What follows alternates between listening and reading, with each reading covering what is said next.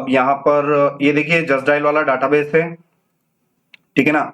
और स्कीमा में जाना है, स्कीमा के अंदर आप टेबल्स में जाएंगे, टेबल्स पर राइट क्लिक करके रिफ्रेश करेंगे तो आपको तीनों टेबलें दिखाई दे रही हैं। तो बेसिकली हम पहले दिन से क्या करते हुए आ रहे हैं, हमें एग्जैक्टली करना क्या है वो चीज, वो असाइनमेंट आप देख लीजिएगा। सो यहां पर जो है यहां पर मैंने जस्ट डायल ओपन किया क्योंकि रेफरेंस लेके हमें वर्क करना चाहिए।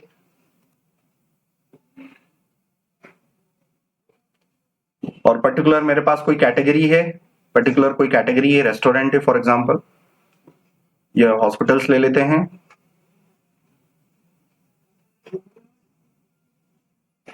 ये हॉस्पिटल्स ले लिए मैंने और मैं एक बार लॉगिन कर लेता हूं,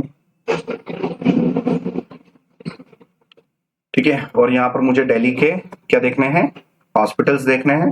तो देखो पहले सेगमेंट में तो मैंने दिल्ली लिखा और दूसरे सेगमेंट में मैंने हॉस्पिटल्स लिखा और मुझे डेटा मिल गया, ठीक है ना। सो मैं प्रोजेक्ट को स्टार्ट कर लेता हूं।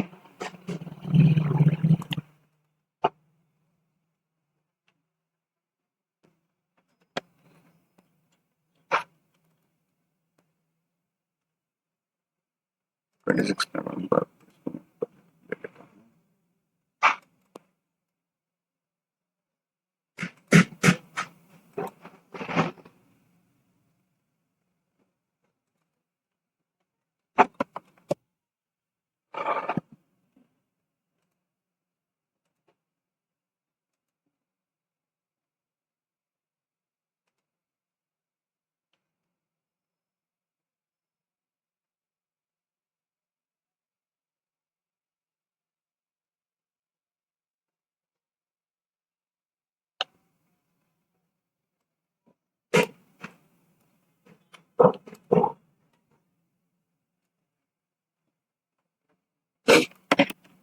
तो हमें करना क्या है, हमारे वेबसाइट पर पहले सेगमेंट में तो हम सिटी का नाम लिख रहे हैं और दूसरे सेगमेंट में हम कैटेगरी लिख रहे हैं। फॉर एग्जांपल आज के केस में हम हॉस्पिटल्स हमें लेना है।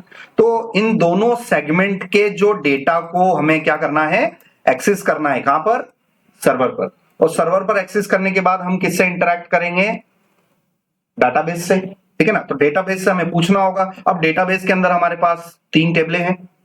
एक टेबल में तो हमने कैटेगरी स्टोर कर रखी है, दूसरी टेबल में हमने सिटीज स्टोर कर रखी है और तीसरी टेबल में बिजनेसेस स्टोर कर रखे हैं, जो कि पर्टिकुलर बिजनेस का नाम, वो किस कैटेगरी को बिलोंग कर रहा है, वो किस सिटी को बिलोंग कर रहा है और उनकी बिजनेस कैटेगरी की आईडी है और सिटी की आईडी है उस बिजनेस वाली टेबल में होगी।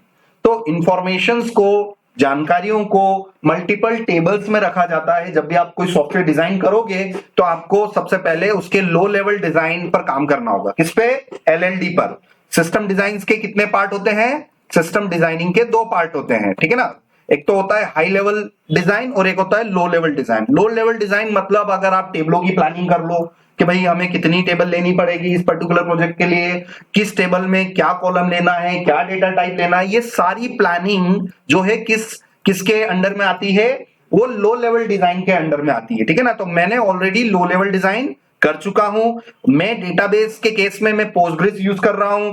पोस्टग्रेस में मैंने, आप देखिए वो तीनों डेटाबेसेस भी ले लिए हैं और उन पर्टिकुलर उसमें मैंने डेटा भी स्टोर करवा दिया था। तो यहां पर आप देखेंगे ये पर्टिकुलर रिकॉर्ड्स भी हमारे पास आ रहा है। ये डॉलर इन्फोटेक आ गया।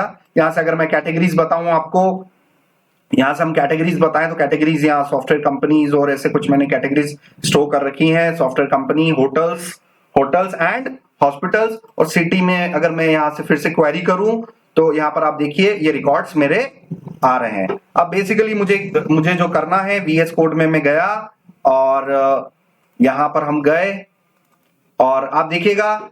सो बेसिकली हमने ऐप फोल्डर के अंदर स्क्वायर ब्रैकेट में ये फोल्डर ले रखे हैं। तो इस कन्वेंशन से क्या होगा, हमें किस टाइप के सेगमेंट मिलेंगे, डायनेमिक सेगमेंट मिलेंगे, ठीक है ना। सो ऐप फोल्डर के अंदर आते ही जो सबसे पहला फोल्डर आएगा वो किसको बिलोंग करेगा, पहले सेगमेंट को, ठीक है ना। ये 2 स्लैशेस जो है ना इसको बोलते हैं सेगमेंट।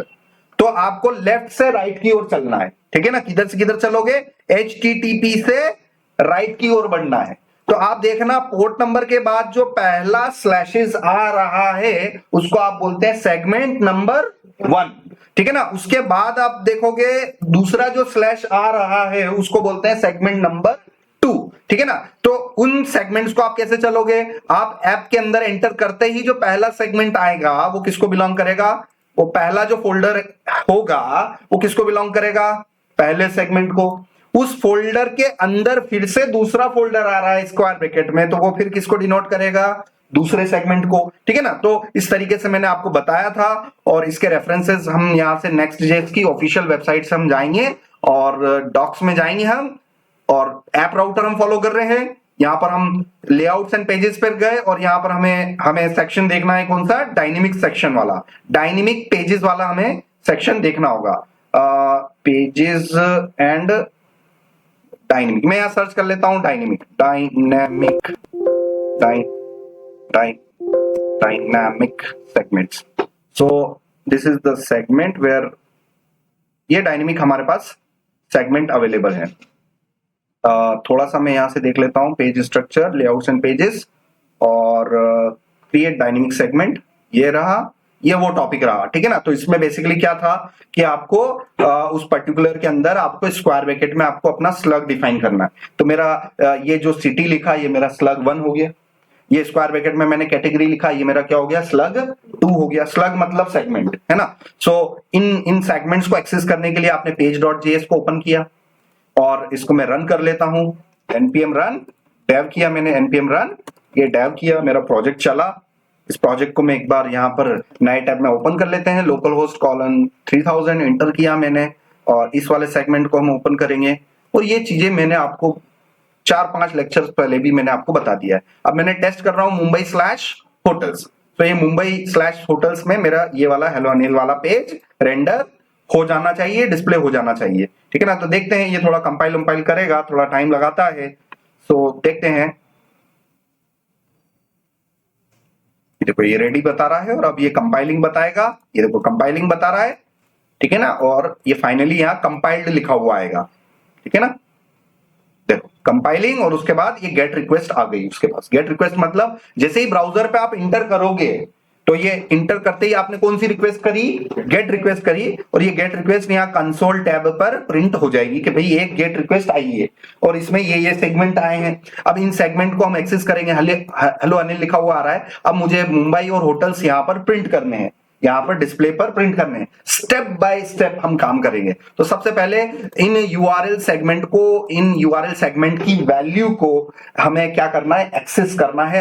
हमको इन वैल्यूज को पकड़ना है, इन वैल्यू को गेट करना है और इनको यहां पर हम डिस्प्ले करवा देते हैं, ठीक है ना। तो यहां पर आप देखना, ये टाइपस्क्रिप्ट का एग्जांपल है, यहां पर आपको जाना है जावास्क्रिप्ट के एग्जांपल पे, और जावास्क्रिप्ट के एग्जांपल पे आप देखना कि उस पर्टिकुलर स्लग को एक्सेस करने के लिए आपका जो पेज है उसके अंदर आपको एक जावास्क्रिप्ट का ऑब्जेक्ट लेना पड़ेगा उन राउंड ब्रैकेट के अंदर, ठीक है ना। तो ये राउंड ब्रैकेट ये रहा मेरे इस पेज का नाम पेज है ना। ये राउंड ब्रैकेट देख देख के काम करना है। इसके अंदर जो कुछ भी होता है उसे हम बोलते हैं फॉर्मल आर्गुमेंट। क्या बोलते हैं, फॉर्मल आर्गुमेंट, ठीक है ना। क्योंकि डे 1 वाली क्लास में मैंने बता दिया फंक्शन से रिलेटेड 2 बातें, भाई डिफाइन करो और कॉल करो।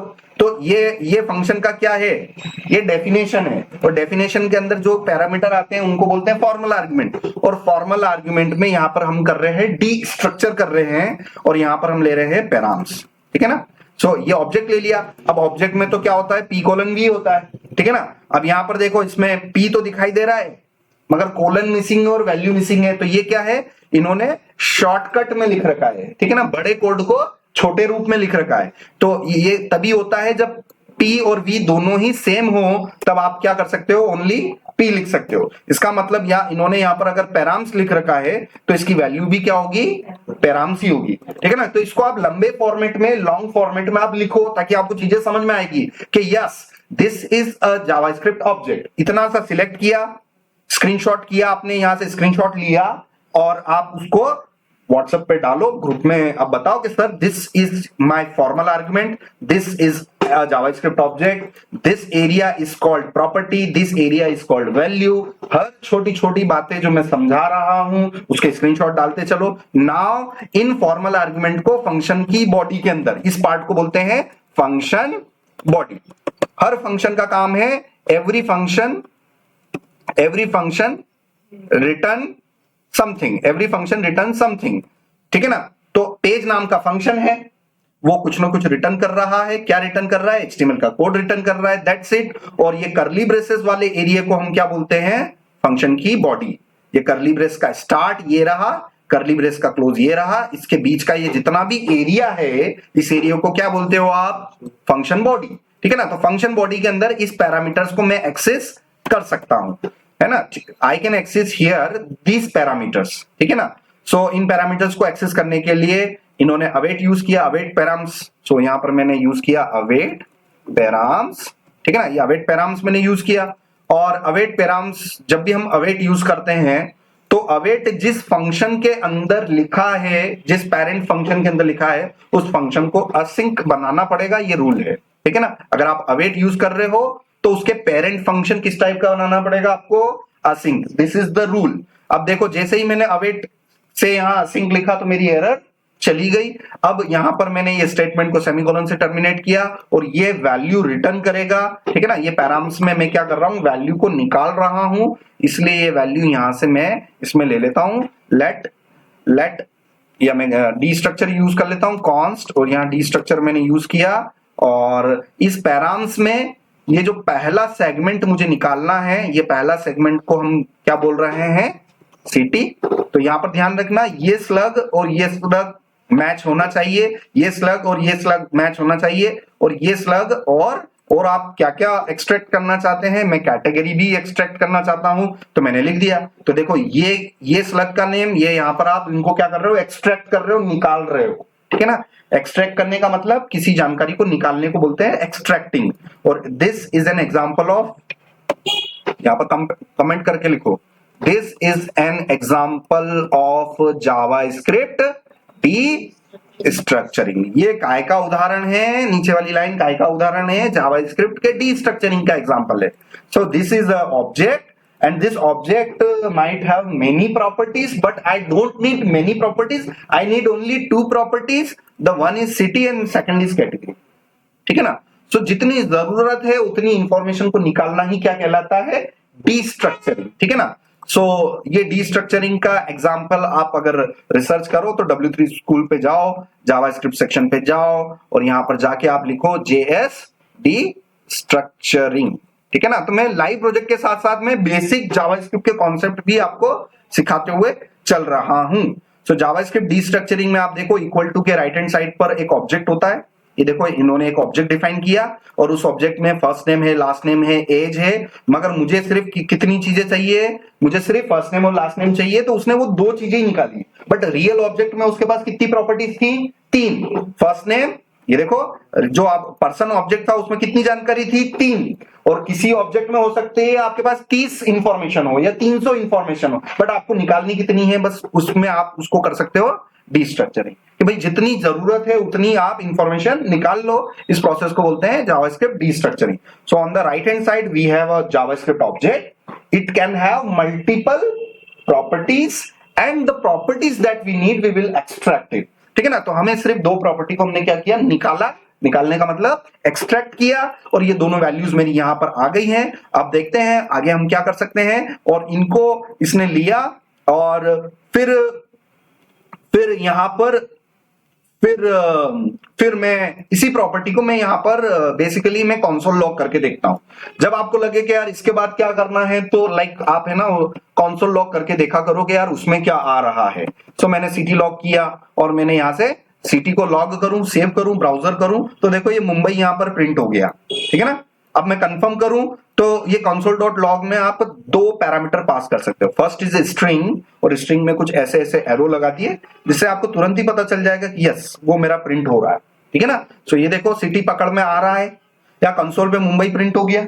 इसका मतलब मैं कोई भी अगर मेरी वेबसाइट पर इन दो सेगमेंट्स अगर हिट करेगा तो क्या मैं सिटी को पकड़ सकता हूं, मुंबई को एक्सेस कर सकता हूं। देखो कंसोल में भी मैंने प्रिंट करवा दिया, है ना। तो छोटी छोटी चीजें पहले करनी है यार, मैं इन वैल्यू को पिक कर पा रहा हूं, फिर इन वैल्यू को पिक करके मैं किससे पूछूंगा? डाटाबेस से पूछूंगा। तो सारा काम स्टेप बाय स्टेप होता है, ठीक है। सो चलिए ये हो गया, चलो आगे बढ़े।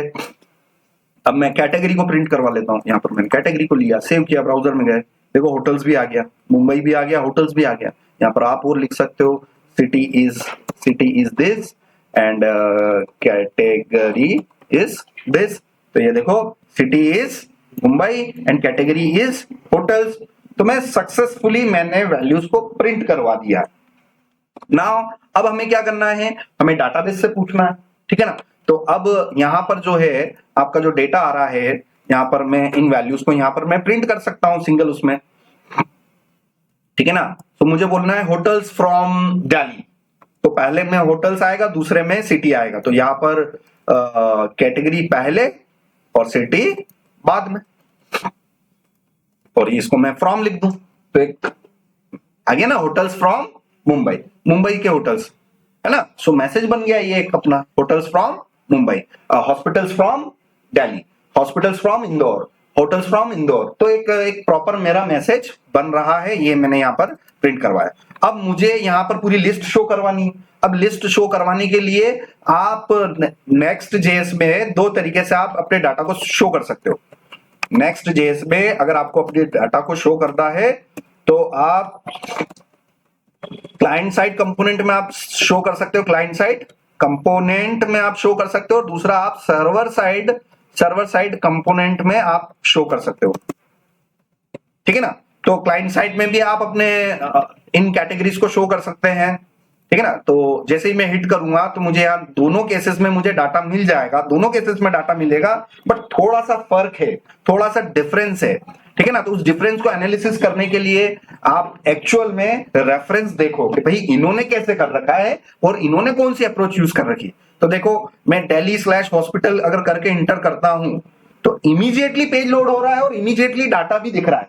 मतलब जैसे ही पेज लोड हुआ, पेज डाटा के साथ में लोड हुआ, तो इसका ये मतलब है कि ये सारा जो काम है ना, ये हमारा वहां पर हुआ, सर्वर साइड पर ही हुआ, है ना। जैसे ही मैंने रिक्वेस्ट करी, ठीक है ना, ये क्लाइंट सर्वर आर्किटेक्चर को देखते हैं, यहां पर ये एरो इधर है, ये हमारा क्या हो गया, यहां से बताओ रिक्वेस्ट हो गया। जैसे ही मैं यहां ब्राउजर पे जाऊंगा, जैसे ही मैं इंटर करूंगा, तो बताओ फ्लो क्या हुआ, क्लाइंट से क्या गई, एक रिक्वेस्ट गई सर्वर पर, सर्वर डीबी से पूछेगा, डाटा लाएगा, और डाटा जैसे ही डीबी से आएगा उस पूरे पेज को वहीं पर वो बिल्ड करेगा, और बिल्ड करने के रिस्पांस में पेज को शो करवा देगा।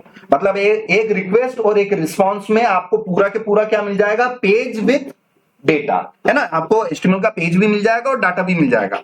ये मैंने आपको बातें बताई थी। तो यहां पर इन्होंने जस्ट डायल वालों ने, क्योंकि देखो देख देख के अगर सीखेंगे ना तो रेफरेंस होना बहुत जरूरी है यार, इन्होंने क्या कर रखा है और हम क्या कर रहे हैं और हम कैसे कर सकते हैं। तो इन्होंने क्या यूज कर रखा है, इन्होंने सर्वर साइड यूज कर रखा है, ठीक है ना। और इसका मैं एग्जांपल बता देता हूं, इंटर करो आप, पेज लोड हो, और पेज लोड होने के बाद अगर आधे सेकंड के लिए, 1 सेकंड के लिए भी कहीं लोडर दिखाई दे रहा हो और उसके बाद आधे 1 सेकंड बाद अगर डाटा दिख रहा है, तो 100% आंख बंद करके बोल सकते हो कि सर इन्होंने कौन सा कंपोनेंट यूज कर रखा है, क्लाइंट साइड। मगर इंटर करते ही आपको डेटा दिख रहा हो, 1 सेकंड का भी आपको इंतजार न करना पड़ रहा हो, तो बेसिकली 100% वो डेटा सर्वर साइड पर ही बिल्ड हुआ और पेज बिल्ड होकर आपको यहीं रेंडर होके मिल गया, ठीक है ना। तो ये ज्यादा एफिशिएंट है। तो हम क्या यूज करने वाले हैं, जस्ट डायल वालों ने क्या यूज कर रखा है, सर्वर साइड कंपोनेंट, हम भी क्या यूज करेंगे, सर्वर साइड कंपोनेंट। हमारा ऑब्जेक्टिव है भाई देख देख के बनाना और कॉन्सेप्ट को समझना, ठीक है ना। सो चलिए ये सारी चीजें हुई। अब इंटरेक्ट करते हैं हम अपने डाटाबेस से। देखो मेरे को कैटेगरी भी पकड़ में आ गया, मुंबई भी पकड़ में आ गया, और इन सबको मैं क्वेरी करूंगा। इन सबको क्वेरी करने के लिए यहां पर I want to ask to database, ठीक है ना। मुझे डाटाबेस से पूछना है, तो अब मुझे डाटाबेस से पूछना है तो मैं कैसे पूछ सकता हूं, डाटाबेस से बातचीत कैसे कर सकता हूं, आई नीड डाटाबेस क्लाइंट, ठीक है ना। तो आपको अगर टीचर से पूछना है तो आपको क्या होना पड़ेगा, स्टूडेंट होना पड़ेगा, स्टूडेंट ही टीचर से पूछ सकता है। इधर डाटाबेस से अगर किसी भी डाटाबेस क्लाइंट ही किससे बातचीत कर सकता है, डाटाबेस सर्वर से बातचीत कर सकता है। यहां पर हमारे पास डाटाबेस क्लाइंट कौन है बताइए, प्रिज्मा क्लाइंट। डाटाबेस क्लाइंट जो है हमारे पास कौन है, यहां पर we have here Prisma client is a tool which is basically a database client and which can ask some questions, ठीक है ना। जैसे कि यहां पर रूल क्या है भाई, आप स्टूडेंट्स हो, है ना, आपको कोई भी डाउट से आपको कोई भी पूछना है तो आप को स्टूडेंट होना पड़ेगा और जवाब देने वाले को टीचर होना पड़ेगा, ठीक है ना। तो ये रिलेशनशिप होता है बेसिकली, स्टूडेंट्स ही टीचर से क्वेश्चन पूछ सकते हैं। तो यहाँ पर डाटाबेस सर्वर से कौन क्वेरी कर सकता है, that is a database client, and we are using database client as a Prisma client. तो प्रिज्मा क्लाइंट क्या है, ये उस प्रिज्मा लाइब्रेरी का एक छोटा मॉड्यूल है जो स्पेशली डाटाबेस इंटरैक्शन के लिए बना हुआ है, ठीक है ना। So we need Prisma client in order to communicate with the database server. And which database server we are using? PG. हम कौन सा database यूज कर रहे हैं? Postgres. हम MySQL यूज नहीं कर रहे हैं, हम MariaDB यूज नहीं कर रहे, हम क्या यूज कर रहे हैं? Postgres. अगर मुझे Prisma आता है तो कल को मैं किसी दूसरे प्रोजेक्ट पे काम करूंगा, अगली कंपनी में किसी भी प्रोजेक्ट में, तो क्या मैं MySQL पे काम कर सकता हूं? बिल्कुल कर सकते हैं, क्योंकि Prisma को बनाया ही इस तरीके से कि आप सिर्फ उसके ऑब्जेक्ट्स के बेसिस पे काम कर सकते हो। प्रिज्मा ओआरएम इसलिए बना हुआ है कि प्रिज्मा ओआरएम से मल्टीपल डेटाबेस पे काम करना आसान हो गया है हमारे लिए। तो उसके लिए मैंने क्या किया था, उसके लिए देखिए टू डू वाला मैंने एग्जांपल बताया था, टू डूज वाला मैंने बताया था। किसी भी पेज को ओपन करो, सबसे पहली लाइन देखो, यूज क्लाइंट लिखा हुआ है तो क्या बोलोगे, वो पेज किस टाइप का है? Client side component. अब देखो टू डूज वाले पेज को मैंने खोला, पहली लाइन, पहली दूसरी लाइन कहीं पे भी यूज क्लाइंट लिखा हुआ है नहीं है, इसका मतलब ये काय का एग्जांपल है? ये सर्वर साइड का है। चलो यहां पर देखते हैं, कोई सा भी पेज खोलो, पहली लाइन देखो, दूसरी लाइन देखो, कहीं पे भी यूज क्लाइंट देखा हुआ मिल रहा है, लिखा हुआ मिल रहा है? यस मिल रहा है। इसका मतलब ये कौन सा पेज है? ये क्लाइंट साइड पेज है। और मुझे अभी कैसे करना है, मुझे सर्वर साइड पे काम करना है। तो यहां पर आप देखिए सर्वर साइड, ये रहा मेरा कैटेगरी वाला सर्वर साइड, इसमें भी मेरा ये किस टाइप का है, ये भी सर्वर साइड है। और मुझे किसकी जरूरत पड़ रही है? प्रिज्मा क्लाइंट की। तो मैं यहाँ पर प्रिज्मा क्लाइंट पर मैं गया यहाँ पर, ठीक है ना, और ये मैं ऊपर ऊपर इंपोर्ट करवाऊंगा, ठीक है ना। मुझे उस टूल की जरूरत है। इसमें आप देखना ये @ बिलोंग करता है किसको? एसआरसी को। ये @ जो है ये आपके सोर्स फोल्डर को बिलोंग करता है।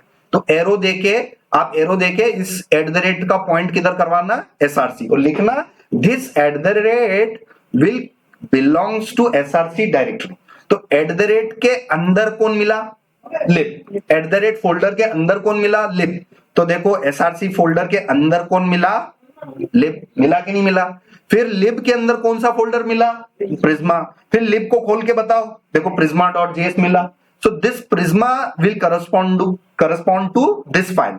This lib will correspond to this lib directory. This @ will belongs to src directory, है ना। ऐसे छोटी छोटी बातें आपको समझानी है ना। ये सारी चीजें हुई, चलो ठीक है, मैंने प्रिज्मा क्लाइंट को इंपोर्ट करवा लिया। अब मैं क्या कर सकता हूं? डेटाबेस से बातचीत कर सकता हूं। मैंने प्रिज्मा क्लाइंट को इंपोर्ट करवा लिया, ठीक है ना। और एक फॉर्मूला बता रहा हूं, इंपोर्ट, जब भी कोई चीज आप करवाते हो तो ये फॉर्मूला याद रखना, इंपोर्ट करली ब्रेसेस फ्रॉम सम लाइब्रेरी और सम लोकेशन, ठीक है ना।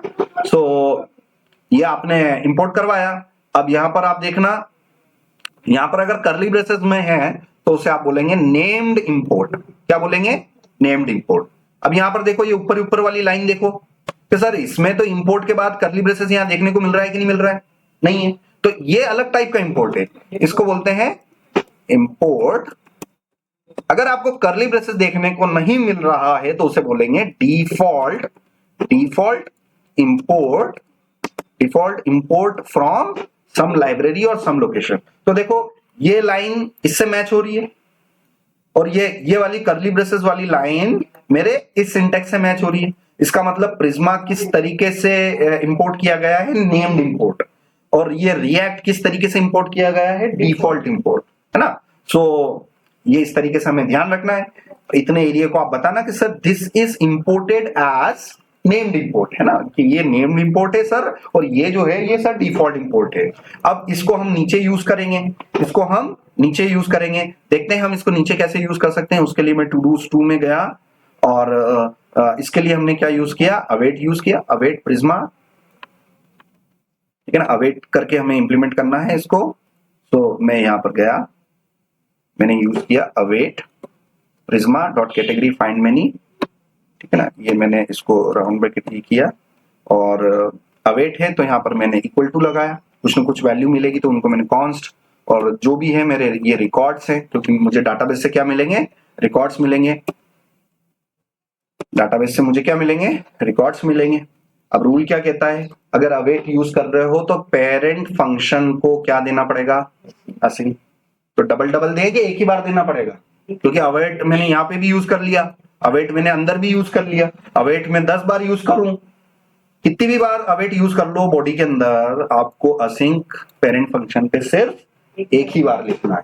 तो मैंने अवेट अब फिर दोबारा यहाँ यूज किया, तो मैं असिंक यहाँ पर फिर डबल डबल असिंक नहीं लिखूंगा, ध्यान रखना है इस बात को, ठीक है ना। एक ही बार असिंक लिखना है, और अवेट आप फंक्शन बॉडी के अंदर कितनी बार यूज कर सकते हैं, multiple times.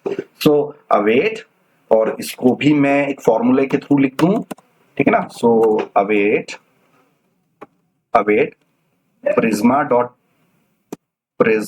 Dot model dot उसकी मेथड डॉट एक्चुअल आर्गुमेंट, ठीक है ना। तो फाइंड मेनी मेथड की मैं कॉलिंग कर रहा हूं, यहां पर अगर मैं कुछ भी पास करूंगा तो उसको मैं एक्चुअल आर्गुमेंट बोलूंगा। ये बेसिक चीजें मैं आपको function definition, function calling, formal argument, ये आर्गुमेंट्स, वो चीजें मैं बता चुका हूं आपको, तो ये उससे आपको थोड़ी बहुत समझ में आनी चाहिए, ठीक है ना। तो ये मेरे रिकॉर्ड्स हो गए। अब मुझे कैटेगरी और सिटी से क्वेरी करना है, ठीक है ना। मुझे कैटेगरीज और सिटी से क्वेरी करना है, तो मैं यहाँ पर मैंने दिया, ठीक है ना। We have 3 models, city, category and businesses, ठीक है ना। ये तीनों मॉडल हम यूज करते हैं, ठीक है ना। सो ये तीनों मॉडल हम यूज करेंगे, और इन तीनों मॉडल से इनर जॉइन कैसे होगा उसके बारे में हम इन्वेस्टिगेट करते हैं। तो ये तीनों मॉडल मैंने यहां से कॉपी किए, ये तीनों मॉडल मैंने कॉपी किए, और मैं यहां से जीपीटी ओपन करता हूं, ठीक है ना। मैंने जीपीटी ओपन किया, और ये तीनों मॉडल में यहां से डिफाइन कर लेते हैं सबसे पहले। सो प्रिज्मा डॉट स्कीमा और शिफ्ट इंटर, ठीक है ना। ये तीनों मॉडल मैंने पेस्ट किए, और यहाँ का जो मैंने था ये मैंने कोड पेस्ट किया, और I want to inner join and display records, ठीक है ना। मुझे उसको क्या करना है, इनर जॉइन करना है और रिकॉर्ड्स डिस्प्ले करने हैं। तो देखते हैं ये पर्टिकुलर क्या सॉल्यूशन दे रहा है। So below is the correct Prisma schema relation setup query with inner join via Prisma include and where next js server side component to display the joined records, ठीक है ना। तो इसने हमारी स्कीमा फाइल को पढ़ा, ठीक है ना, इसने हमारी स्कीमा फाइल्स को पढ़ा, इसने हमारी स्कीमा फाइल्स के अंदर कुछ रिलेशंस भी सेटअप कर दिए, ठीक है। ये देखो, ये बिजनेस वाली टेबल में इसने कुछ रिलेशन वाली फील्ड ऐड कर दी। ये रिलेशन वाली फील्ड ऐड करने से प्रिज्मा को आसानी होती है टेबलों को ज्वाइन करने पर। इसने ऐड किया, और उसके बाद, और यहां पर आप देखो, मैंने अपने प्रिज्मा के अंदर जो बिजनेस वाले इसमें वो रिलेशन वाली रिलेशन वाली फील्ड है ही नहीं। अब यहां पर आप देखोगे, ये जो 3 टेबलें हमने बनाई थी, इन तीनों टेबलों का आपस में रिलेशन है। तो बिजनेस वाली टेबल में ये इस वाले कॉलम का रिलेशन इस वाली टेबल से है, इस वाले कॉलम का रिलेशन इस वाली टेबल से, तभी तो डेटा तीनों टेबल ज्वाइन हो पाएगी।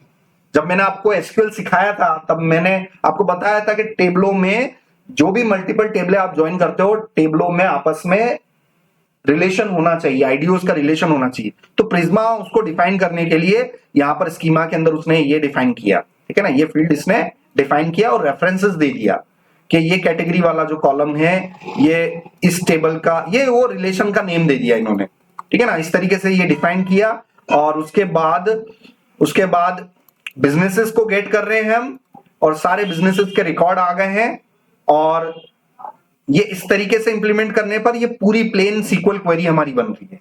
ये देखो, इनर जॉइन वाली बनी कि नहीं बनी, इनर वाली जॉइन वाली क्वेरी। तो अभी ये सारा अप्रोच तो किसका है, प्रिज्मा का है, ठीक है ना। आप चाहें तो रॉ क्वेरी अगर हमें देना है, मतलब ये जो select star from table first inner join table second, अगर ये पूरी क्वेरी अगर आपको डायरेक्टली इस प्रिज्मा के अंदर कहीं लिखनी है, यहां पर अगर कहीं ना कहीं लिखनी है आपको, यहां पर कि मैं यहीं पर कहीं पर लिख दूं, तो उससे बोलते हैं रॉ क्वेरी, ठीक है ना। तो अभी स्टार्टिंग में आप क्या यूज करना चाहते हो, मान लीजिए मैं रॉ क्वेरी देना चाहता हूं, तो मैं इसको बोल देता हूं कि आई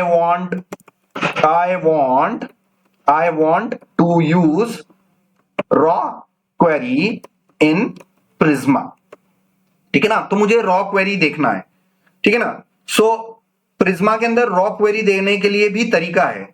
तो देखो प्रिज्मा डॉट रॉ क्वेरी, यहां पर देखो प्रिज्मा डॉट रॉ क्वेरी, और बैकटिक के अंदर, बैकटिक स्टार्ट और बैकटिक क्लोज के अंदर पूरा के पूरा आप क्या दे सकते हो, अपनी रॉ क्वेरी दे सकते हो, ठीक है ना, जो आपने एसक्यूएल में सीखी थी उस ब्लैक टर्मिनल पर, है ना, टेबलों को ज्वाइन करना, ये चीजें सीखी थी ना। तो अभी आप फर्स्ट अटेम्प्ट में तो आप रॉ क्वेरी करके देखो, फिर सेकंड अटेम्प्ट में हम थोड़ा सा उसको प्रिज्मा का जो स्टैंडर्ड तरीका है ना, उसके थ्रू भी हम कर सकते हैं। बट अभी फर्स्ट में आपको क्या करना चाहिए, रॉ क्वेरी के थ्रू करके देखो। लाइव प्रोजेक्ट में रॉ क्वेरी यूज नहीं करना है। अभी हम सिर्फ, हमारा पहला दिन है जिसमें हम प्रिज्मा के साथ डीबी से इंटरेक्ट कर रहे हैं, तो हमें पता है कि हम उसके रिकॉर्ड्स को गेट करने के लिए मुझे इनर ज्वाइन करना पड़ेगा। तो ये देखो इनर ज्वाइन वाला क्वेरी है, इस क्वेरी को मैं बिल्ड करूंगा और मुझे रिकॉर्ड्स लाके यहां पर बताने हैं। तो वो हम कैसे कर सकते हैं वो हम देखते हैं। सो प्रिज्मा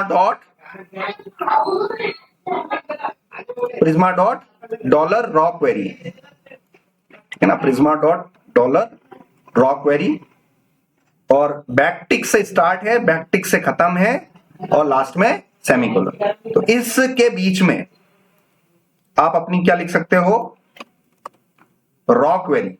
रॉ मतलब प्लेन एसक्यूएल क्वेरीज। तो प्लेन एसक्यूएल क्वेरीज आप कहां लिखते थे भाई, यहां जाओ आप, प्लेन एसक्यूएल क्वेरी यहां लिखते हो ना, जैसे select star from, select star from, ये सिटीज किया और ये इसको मैंने एग्जीक्यूट किया, तो देखो सिटी का रिकॉर्ड आ गया।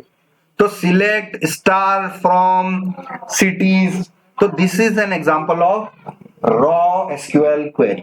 समझ में आ रहा है ना, ये रॉ एसक्यूएल क्वेरीज हैं। तो ये GUI से हमने एग्जीक्यूट करना सीखा, ठीक है ना। अब ये देखो मेरे पास रिकॉर्ड्स आ गए। तो अब मैंने आपको एसक्यूएल सिखाते समय भी मैंने आपको बोला था कि जितना बढ़िया एसक्यूएल आपको आएगा उतने अच्छे बैकएंड इंजीनियर बनोगे। तो मेन अब बात आ रही है कि इन तीनों टेबलों के डाटा को ज्वाइन कैसे करें। तो आपको यहाँ पर आप W3C स्कूल में जाओ, ठीक है ना। हम ग्रेजुअली धीरे धीरे अप्रोच करेंगे, आगे एडवांस लेवल पर जाएंगे। जैसे प्रिज्मा का एडवांस लेवल पर हम बाद में जाएंगे, पहले तो हम ये सीख लें कि भाई रॉ एसक्यूएल क्वेरी हमें कैसे एग्जीक्यूट करना है। तो मैं एसक्यूएल में गया, एसक्यूएल में मुझे एक से ज्यादा टेबलों को अगर ज्वाइन करनी है तो भाई कौन सा टॉपिक पढ़ूंगा मैं, इनर ज्वाइन, ठीक है ना। तो मेरे पास अभी कितने टेबलें ज्वाइन करने का चैलेंज है, 3 टेबलें ज्वाइन करने का चैलेंज है।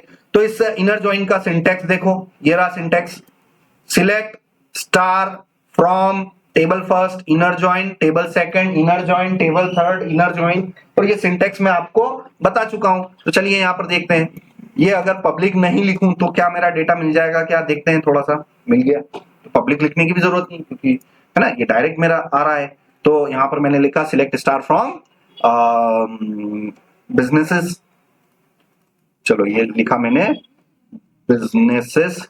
देखो यहां देख देख के लिख रहा हूं मैं ना, और मैंने हिट किया, देखो डॉलर इन्फोटेक आ गया, ठीक है ना।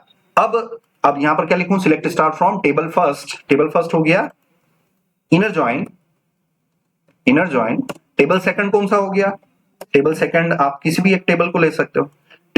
अच्छा मैंने ये भी बताया था भाई, टेबल फर्स्ट किसको मानोगे, टेबल फर्स्ट उस टेबल को मानना है जिस टेबल में ज्वाइनिंग वाले कॉलम हो। तो बताओ ज्वाइनिंग वाले कॉलम जो कि दूसरी टेबल का रिलेशन बता रहा है वो किस टेबल के अंदर है, बिजनेस टेबल के अंदर। बिजनेस टेबल के अंदर पहला ज्वाइनिंग वाला कॉलम कौन सा है, बिजनेस कैटेगरी आईडी वाला कॉलम। दूसरा कॉलम कौन सा है, सिटी आईडी वाला कॉलम। तो जिस टेबल में ज्वाइनिंग वाले कॉलम मौजूद हो उसको आप इनर ज्वाइन में कौन सी टेबल मानोगे, टेबल नंबर फर्स्ट, ठीक है ना। तो ये आप देखो, select star from table first, ठीक है ना। सिलेक्ट, इस पूरे को मैं क्या बोल रहा हूं, star, because I want every column. Select star from table first inner join table second. तो टेबल सेकंड अब हम किसको भी मान सकते हैं, हम यहां पर मान लेते हैं सिटीज, ठीक है ना। सिलेक्ट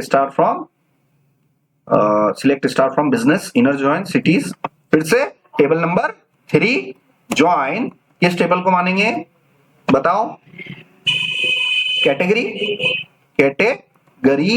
ठीक है ना। सिलेक्ट स्टार फ्रॉम, ठीक है ना। उसके बाद on table first dot column name, so table first dot column name, तो मेरा कॉलम कौन सा है, टेबल फर्स्ट का कौन सा कॉलम किसको बिलोंग करेगा, तो वो देख लेते हैं।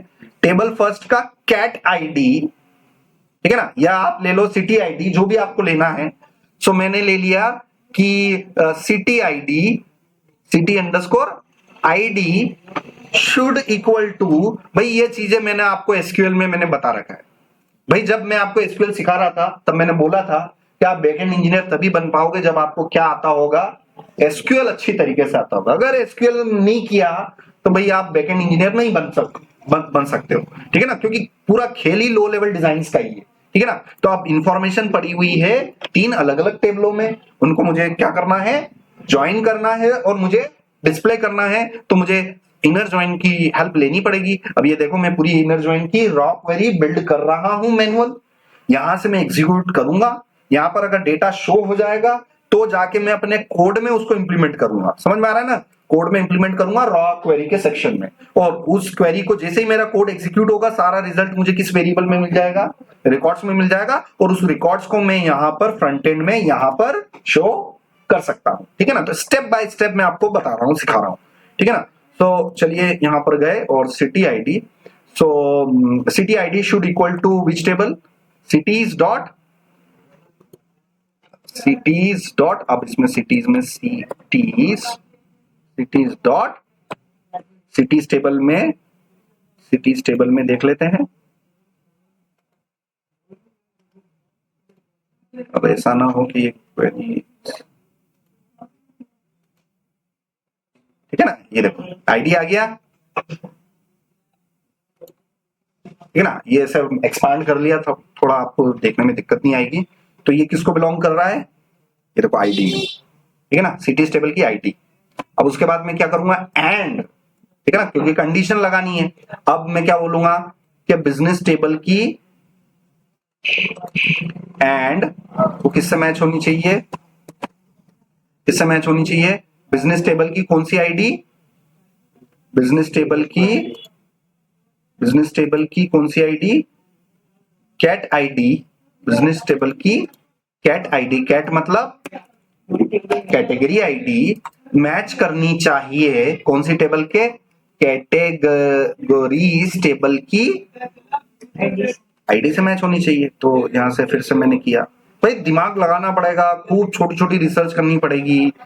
ये देखो उसकी आईडी से मैच होना चाहिए, तो उसकी आईडी से मैच करना चाहिए। ये मेरी पूरी क्वेरी बनी, कॉपी किया और इस क्वेरी को मैं एग्जीक्यूट करवाऊं, तो एग्जीक्यूट करवाते ही इसको मैंने मिनिमाइज किया, तो यहां पर सिंटेक्स एंड आ रहा है, इसको मैं शायद सेमीकोलन से करूं,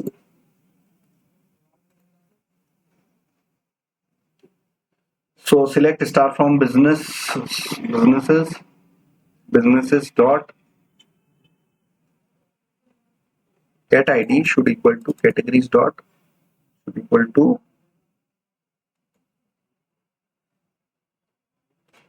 ठीक है ना। तो मैं इसको जीपीटी को देता हूँ कि basically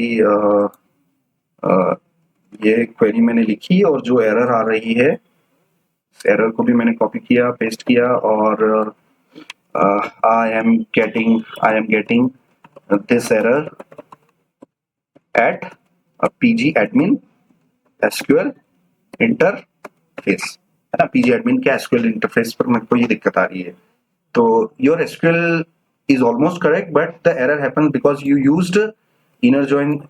This is invalid syntax because each inner join must have its own on clause and join must be chained correctly. So inner join और ऑन दिस टेबल, ठीक है ना। तो अब मैंने आपको बता रखा था कि अगर आप एसक्यूएल पढ़ लेते हैं तो मोस्टली डेटाबेस पर, वो मैंने आपको ये बोला था कि अगर आप एसक्यूएल पढ़ लेते हो तो आप 90% एसक्यूएल कमांड एक दूसरे डेटाबेसेस पे चल जाती है, 2-5% कुछ सिंटेक्स वेरिएशन होते ही होते हैं। तो ये अगेन वो वेरिएशन आ गया कि ये जीपीटी बोल रहा है कि पर्टिकुलर इस पोस्टग्रेस के अंदर आप क्या कर सकते हो, ये ऑन क्लोज है ना, हर एक के लिए अलग अलग देना पड़ेगा। मगर माई सीक्वल में हमने प्रैक्टिस कर चुके हैं, माई सीक्वल में ऑन क्लोज हम एक ही बार लगाते हैं, और ये वो छोटे छोटे से डिफरेंस है जो 5-10% में आप ले सकते हो, जो मैंने बोला था।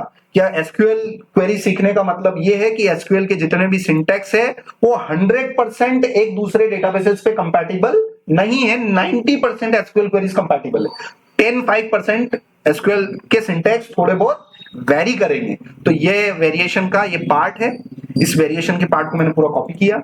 इसमें यही है कि आपको ये ऑन क्लोज जो है ये अलग अलग लगाने पड़ेंगे। तो ये ऑन क्लोज मैंने अलग अलग लगाया, और पर्टिकुलर मैंने यहां से मैंने क्वेरी को लिया, क्वेरी रिमूव करी पुरानी वाली, और नई वाली क्वेरी एग्जीक्यूट किया, और operator does not exist text. अच्छा, ये मैंने क्या कर दिया, cd dot action you must be explicit।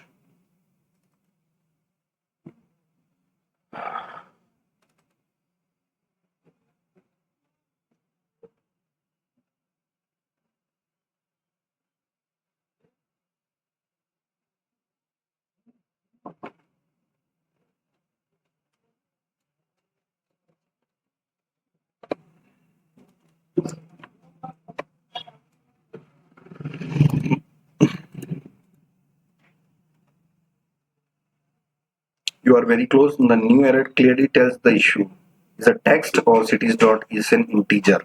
Yes. So again देखो दोनों टेबलों के डेटा टाइप सेम होने चाहिए।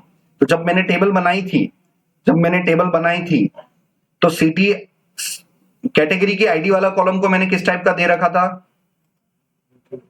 मैंने इंटीजर दे रखा था। यहां पर इसका आप डेटा टाइप, इसकी डेफिनेशन में जाओगे तो देखो डेटा टाइप मैंने क्या दे रखा था, इंटीजर। मगर ज्वाइनिंग करते समय ज्वाइनिंग वाली टेबल के अंदर बिजनेस की सिटी वाला जो कॉलम है, सिटी वाला कॉलम, ये रहा सिटी वाला कॉलम, इसको राइट क्लिक करके अगर इसकी मैं प्रॉपर्टीज में जाऊं और इसकी डेफिनेशंस में, देखो ये टेक्स्ट हो गया, ये इसलिए दिक्कत आ रही है। तो ये तो जो भी ज्वाइनिंग वाले कॉलम्स हैं तो उनका डेटा टाइप मैच होना चाहिए। अगर कैटेगरी का आईडी वाला कॉलम अगर आपने इंटीजर ले रखा है तो दूसरी टेबल में जो ज्वाइनिंग वाला कॉलम है उसको भी वही डेटा टाइप देना पड़ेगा। समझ में आ गया? तो ये प्रॉब्लम इसलिए आ रही है, ठीक है ना।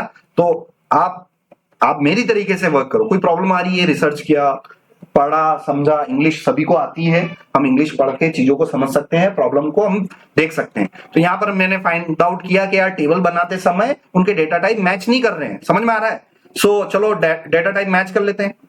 डेटा टाइप मैच किया मैंने, तो बिजनेस टेबल का पहला कॉलम आईडी वो किस टाइप, सॉरी, सिटी टेबल का पहला कॉलम किस टाइप का है, आईडी वाला कॉलम तो फिक्स है, मैंने बता रखा है। पहला कॉलम आईडी होता है, वो फिक्स है, वो इंटीजर होता है, ठीक है ना।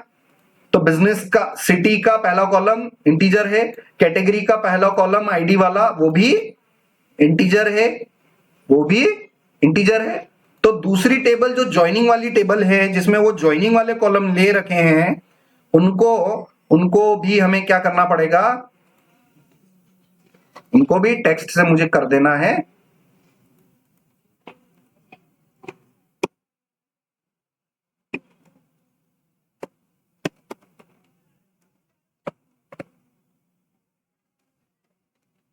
ठीक है ना। तो ये मुझे वो सारे चेंजेस वहीं करने पड़ेंगे, कहां पर, अपनी स्कीमा फाइल के अंदर। स्कीमा फाइल के अंदर इंटीजर ले लेते हैं, ठीक है ना। तो this is integer, instead of string what I have to do, integer. Now any time you make any changes what you have to do, you have to push, ठीक है ना। पुश करते ही डेटा चले जाएगा, क्योंकि डमी डेटा मैंने डाल रखा है ना। तो देखते हैं, npx प्रिज्मा db पुश, और पुश करते ही ये हमारी स्कीमा फाइल को पढ़ेगा और उधर को डाटाबेस से इंटरेक्ट करेगा, इंट्रोस्पेक्ट करेगा, किधर से किधर प्रायोरिटी होगी, स्कीमा की डेफिनेशन को उधर की ओर पुश करेगा, ठीक है ना। सो पुश का मतलब अपलोड करना हो गया। तो ये शायद वार्निंग देगा अभी मेरे को कि भाई ये इस पुश के दौरान तुम्हारा क्या होगा, लोकल जितने भी तुमने एंट्री कर रखी है ये शायद जा सकती है। तो अभी देख लेते हैं ये उड़ाता है कि नहीं उड़ाता है, रिकॉर्ड्स रिमूव करता है कि नहीं करता है, ये देख लेते हैं।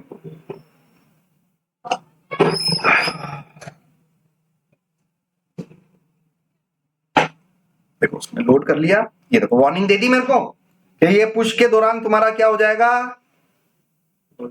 डाटाबेस उड़ जाएगा। So you may use force reset flag to drop database before pushing. So मैं DB push dash dash force reset, तो मैं फोर्स रीसेट कर लेता हूं। इस फोर्स रीसेट में क्या होगा, मेरी तीनों टेबलों के डाटा चले जाएंगे, जाने दो, कोई दिक्कत नहीं, फिर से एंट्री करनी है आपको।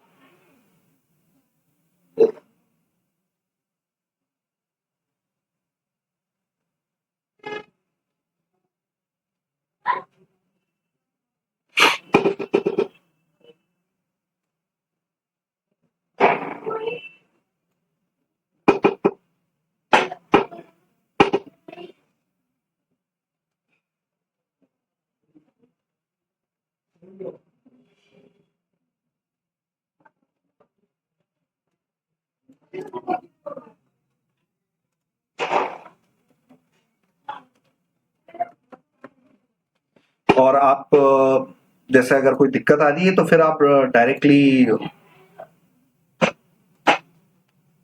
डाटाबेस उड़ा दिया। देखो मैं शॉर्टकट बता रहा हूं आपको, what we can do, we can drop the database and we can try to recreate it. So ये मैंने GUI से डाटाबेस जस्ट डायल वाला उड़ा दिया। और चलिए अब मैं वापस से उसको क्या कर सकता हूं, ऐसे ट्रिक्स आप यूज कर सकते हैं। सो मैं यूज करूंगा npx prisma db push।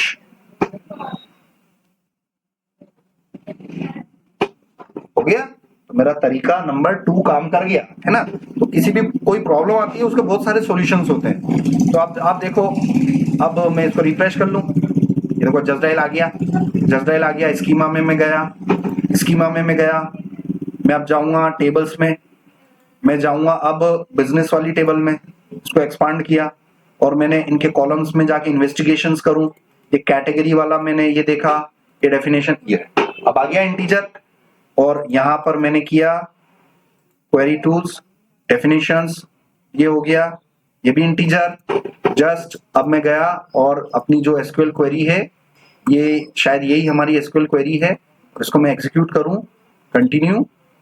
तो देखो मेरे पास रिकॉर्ड, मतलब क्वेरी एग्जीक्यूट हो गई मगर रिकॉर्ड नहीं आ पाए, क्योंकि आपको पता है मैंने जस्ट डाटाबेस डिलीट किया और इस क्वेरी को एग्जीक्यूट किया, क्योंकि मेरी टेबलों में अभी रिकॉर्ड है ही नहीं। तो आपको ये करना है, आज की क्लास आपको कब तक वाइंड अप करनी है, स्क्रीनशॉट देते समय आप ये कर लेना। आप ये चीजें बताना कि सर इन टेबलों में जो कॉलम्स है, because we are using Postgres, so this is the actual scenario. So हमें बेसिकली ये इनके डेटा टाइप उसके हिसाब से हमें सेम रखने पड़ेंगे, और इसमें आपको एंट्री डालनी है और आप ये क्वेरी चलाओगे, रॉ क्वेरी, और इस रॉ क्वेरी को एग्जीक्यूट करते ही यहां पर आप स्क्रीनशॉट देना, और उसी रॉ क्वेरी को आप अपने कोड के अंदर, मैंने क्या बोला, जितना मैं बताता हूं सिर्फ उतना ही मत करा करो जहां पर मैंने क्लास को स्टॉप किया है, और आगे के भी आपको पता है कि उस रॉ क्वेरी को मैं कॉपी करके यहां पेस्ट करूंगा, तो आपको यहां पेस्ट करके भी आगे का काम आपको शो करना है। सो ये पूरी रॉ क्वेरी मैंने एग्जीक्यूट करके देख ली, मेरा कोई भी क्वेरी नहीं आया, query ran successfully. So the query has been ran successfully. It means there is no error associated with this SQL query. So कोई SQL query से error associated नहीं है। इस SQL query को मैं copy करूंगा और this SQL query will be called as raw query, है ना। इसको क्या बोलते हैं, raw query। इसको copy कर लिया और इस कोड में हम इसमें यहां पर हम पेस्ट करेंगे, और ये जो भी रिकॉर्ड्स आएंगे इन रिकॉर्ड्स को हम यहां पर डिस्प्ले करवाएंगे। रिटर्न का मैंने रूल बता रखा है, रिटर्न में आपको क्या करना है, एम्प्टी टैग के अंदर ही रिटर्न करना है, ठीक है ना, एम्प्टी टैग के अंदर ही रिटर्न करना है, ठीक है ना। सो यहां पर आप इस रिकॉर्ड्स को आप मैप करवाएंगे, ठीक है ना, डिस्प्ले करवाने के लिए आप मैप करके यूज करेंगे। सो यहां पर आप देखेंगे कि पर्टिकुलर रॉ क्वेरी ये एग्जीक्यूट हुआ, ये देखो ये एग्जीक्यूट हुआ, ये पर्टिकुलर रॉ क्वेरी एग्जीक्यूट हुआ, आपके रिकॉर्ड्स मिल गए। आपके रिकॉर्ड्स मिलने के बाद पर्टिकुलर आप क्या कर सकते हो, आप मैप मेथड यूज कर सकते हो, और वो भी यहां पर इन्होंने कंडीशनल रेंडरिंग कर रखी है, ठीक है, वो कोई दिक्कत नहीं है। आप यहां पर ULLI लेके देखो मैप मेथड में उन्होंने इटरेट करवा रखा है, तो ये सिंपल सा मैंने इटरेट करवा देना है यहां पर,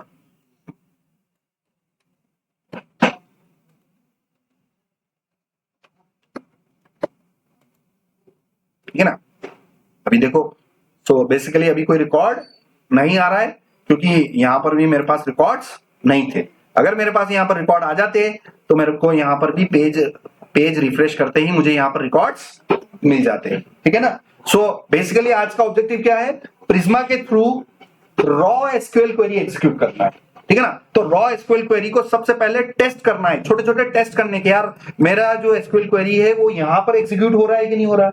तो अगर यहां पर एग्जीक्यूट हो रहा है और कोई एरर नहीं आ रही है, इसका मतलब उसी क्वेरी को अगर मैं कोड में भी इंप्लीमेंट करूंगा तो वहां पर भी वो एरर जनरेट नहीं करेगा, वहां पे भी सक्सेसफुल चलेगी। वहां पर भी मुझे जो रिजल्ट मिलेंगे उस रिजल्ट को मैं किसी वेरिएबल में लूंगा और उस वेरिएबल को मैं फ्रंट एंड में शो करवा दूंगा एचटीएमएल एरिया के एरिया में, है ना। रिटर्न करने के अंदर जो एचटीएमएल एरिया है वहां पर मैं उसको डिस्प्ले करवा दूंगा। तो ये इतना सा अपना काम है। तो इसको आप ऐसा करना कि इसको एटलीस्ट इतना करना कि आप कुछ रिकॉर्ड्स डालना और उस रिकॉर्ड्स को देखो। अभी मेरे पास रिकॉर्ड्स नहीं है, अगर मैं डाल सकूं अभी तो मैं आपको डाल के भी बता देता हूं। सो लेट्स ओपन सिटी, मैं एक एक रिकॉर्ड डाल के बता देता हूं, ठीक है ना। इसमें क्या है, ऑल रो सिटी में डालता हूं मैं सबसे पहले। सबसे पहले मैं डालता हूं 1 2, नेम में डाल देता हूं दिल्ली, ओके, और इंदौर, ओके, और मैंने करवा दिया एग्जीक्यूट। सिटी हो गई। कैटेगरी में मैं जा रहा हूं,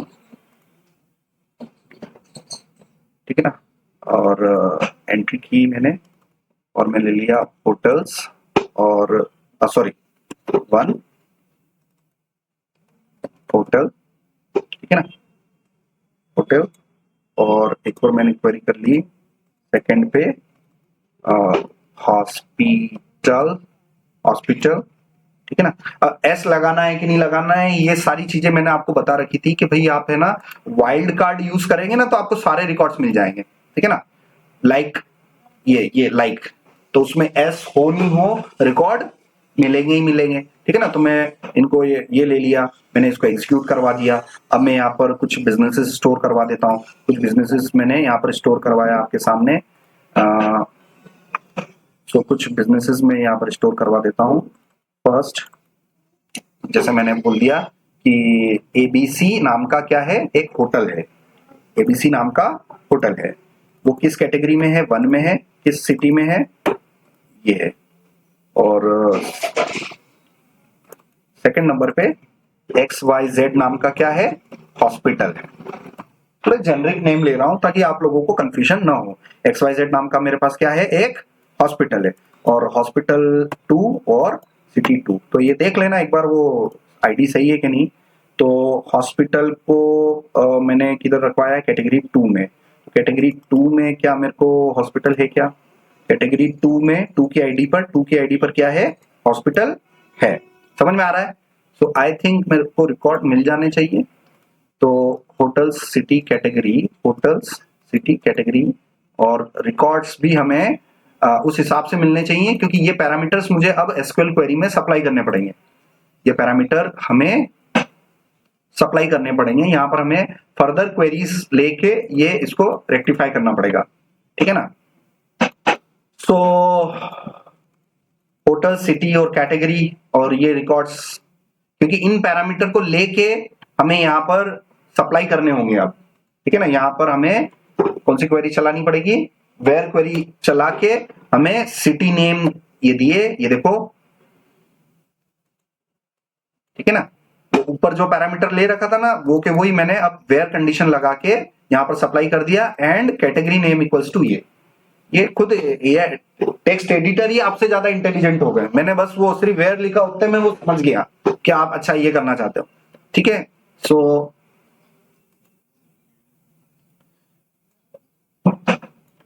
हाँ, ये इसने सिटी नेम ले लिया जबकि क्या था, नेम था। कैटेगरी नेम ले लिया इसने जबकि क्या था, नेम था। सेव किया, ब्राउजर में गए, आउटपुट देखा, ठीक है ना। तो Mumbai where city name,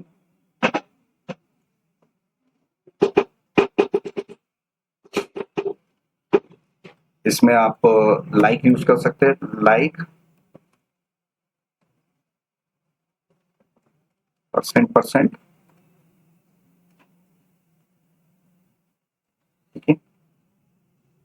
where equal to की जगह मैंने क्या यूज कर लिया, like %,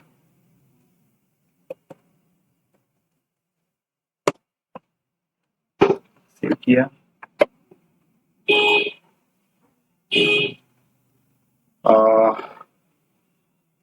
does not exist, so wild card हमें थोड़ा यूज करके इसको करना पड़ेगा। सो मैं अभी वेयर कंडीशन हटा रहा हूं। वेयर कंडीशन हटा के हम इस डेटा को शो करेंगे। हाँ, ये देखो सिटी नेम की जगह ये था बी नेम, कैटेगरी नेम।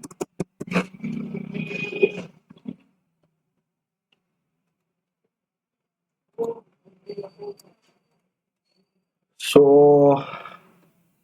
अब देखो अलग अलग टेबलों में वो सेम कॉलम नेम की वजह से भी दिक्कत आ रही है। अब बहुत सारी चीजें आपको धीरे धीरे समझ में आएगी यार। कॉलम नेम मैंने देखो इस टेबल में कैटेगरी वाले टेबल में भी कॉलम नेम क्या ले रखा है मैंने, नेम। बिजनेस वाले में भी मैंने क्या ले रखा है, नेम। सिटी वाले में भी मैंने कॉलम नेम क्या ले रखा है, इसमें भी कॉलम नेम क्या ले रखा है, नेम। तो जब आपके पास एक से ज्यादा टेबलें हैं और उन टेबलों में कॉलम नेम सेम है, तो जब इनर जॉइन होगी तो इनर जॉइन के बाद वो किस टेबल का कौन सा कॉलम उठाना है वो दिक्कत आ रही है।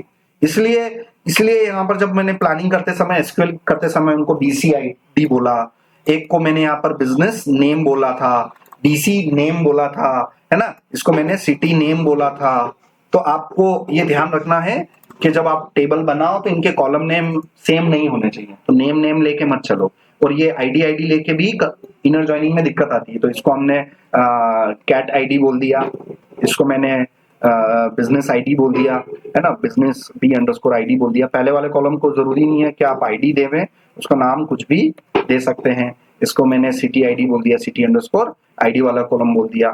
और इस तरीके से इसको हम नेक्स्ट क्लास में एक सक्सेसफुली तरीके से इसको करेंगे। तो जो भी आप सेगमेंट यहाँ डालेंगे, यहाँ से मान लीजिए मुंबई की जगह मैंने दिल्ली किया और इंटर करूंगा, तो मेरे को इंटर करते ही वो रिक्वेस्ट गई सर्वर पर, सर्वर ने प्रिज्मा क्लाइंट की मदद से डेटाबेस से पूछा और वो डेटा वहां से पूरा बिल्ड हुआ, रेंडर हुआ वहीं, और पेज पर क्लाइंट साइड पर डिस्प्ले हो गया डाटा के साथ में। ठीक है ना। तो ये नेक्स्ट क्लास में हम अचीव कर लेंगे। तो आज के लेक्चर से कंक्लूजन आपको थोड़े बहुत समझ में आए कि प्रिज्मा के थ्रू हमें अभी आज क्या एग्जीक्यूट करवानी है, रॉ क्वेरी।